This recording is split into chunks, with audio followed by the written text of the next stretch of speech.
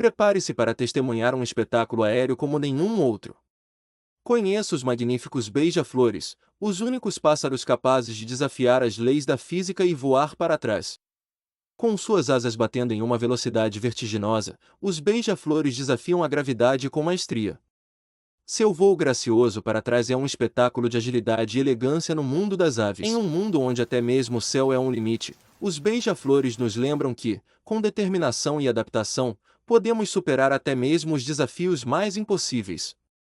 Uma lição de vida da natureza, onde os sonhos alçam voo para horizontes inimagináveis. Por favor, deixe um like, subscreva no canal, para não perder nenhum vídeo, e deixe o teu comentário sobre o que você achou do vídeo.